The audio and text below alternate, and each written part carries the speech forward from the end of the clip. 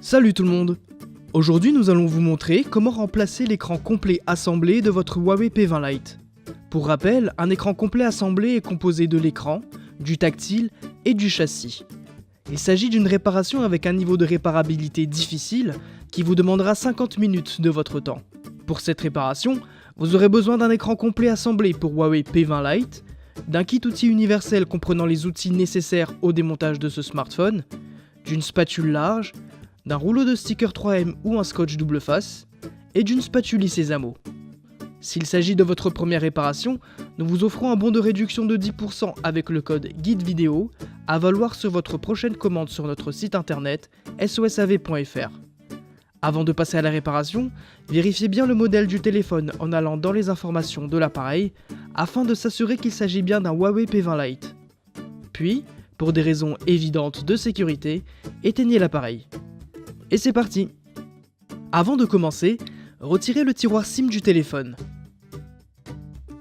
Pour démonter le P20 Lite, il faut dans un premier temps chauffer la face arrière avec un sèche-cheveux. Cela va ramollir l'adhésif qui colle la vitre arrière au châssis et ainsi faciliter son retrait. Pour cela, insérez la pointe de la spatule Sésamo dans le coin inférieur de l'appareil, entre la vitre arrière et le châssis. Allez-y délicatement pour créer une petite ouverture, pour y insérer un médiator ensuite. Glissez-le tout le long de la vitre pour la décoller petit à petit. Si vous sentez un peu de résistance, n'hésitez surtout pas à chauffer davantage en insistant à l'endroit où se situe le médiator. Une fois la vitre décollée, ne la retirez pas tout de suite, car elle est encore reliée à l'appareil par la nappe de liaison du connecteur d'empreinte. Pour séparer la vitre, dévissez ces deux vis avec un tournevis cruciforme. Elles retiennent une plaquette métallique protégeant le connecteur de la batterie et du capteur d'empreinte. Déconnectez tout de suite la batterie avant de faire quoi que ce soit pour mettre l'appareil hors tension. Continuez en débranchant la nappe de liaison du capteur d'empreinte pour séparer la façade arrière de l'appareil. Pour changer l'écran, il va falloir retirer tous les composants internes. Commencez par dévisser les vis retenant le haut-parleur externe avec le tournevis cruciforme. Ensuite, aidez-vous de la spatule Sésamo pour le déclipser et le déloger de son emplacement. Derrière le haut-parleur, vous avez le connecteur de charge. On va le retirer également. Pour cela, munissez-vous de la spatule en nylon et débranchez la nappe de liaison du connecteur de charge et le câble d'interconnexion. Puis, toujours avec la spatule en nylon, décollez délicatement le connecteur de charge de l'appareil.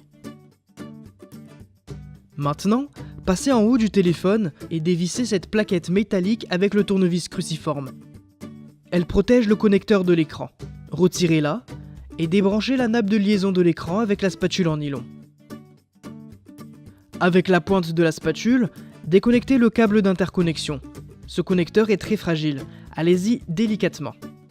Puis, retirez le câble de son logement. Pour la suite, débranchez la nappe de liaison du connecteur de charge.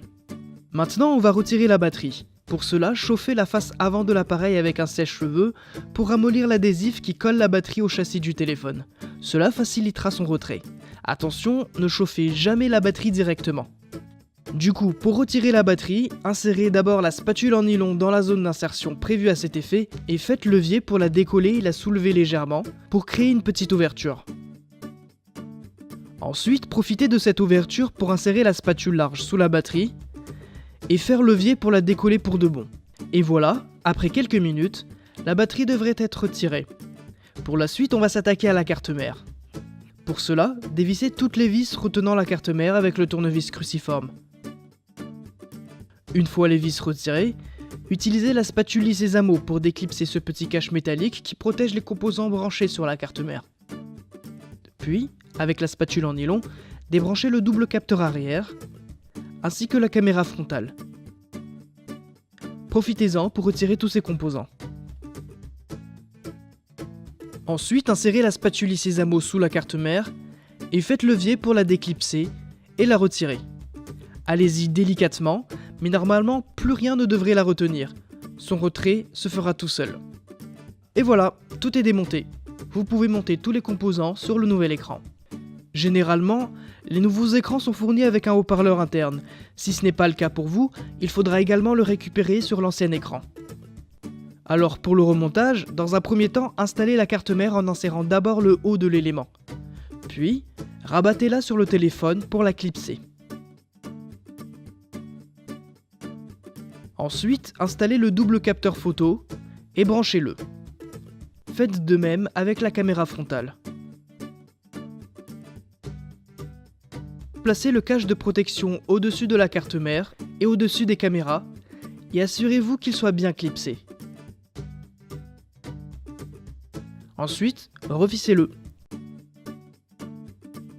Maintenant, on va installer la batterie. Il arrive que les nouveaux écrans Huawei soient fournis avec des stickers précollés pour la batterie. Si ce n'est pas le cas pour vous, vous pouvez utiliser un rouleau de stickers double face. Découpez 4 bandelettes et collez-les sur les 4 côtés de la batterie. Puis, placez la batterie dans le bon sens et assurez-vous qu'elle soit bien collée.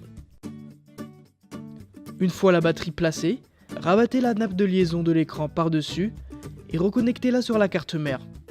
Faites de même pour la nappe de liaison du connecteur de charge. Continuez en branchant le câble d'interconnexion sur la carte mère et aidez-vous de la pointe d'un tournevis pour être sûr que le câble soit bien branché. Pour rappel, cette partie est très fragile. Ensuite, installez correctement le câble dans son logement le long de l'appareil jusqu'en bas du téléphone.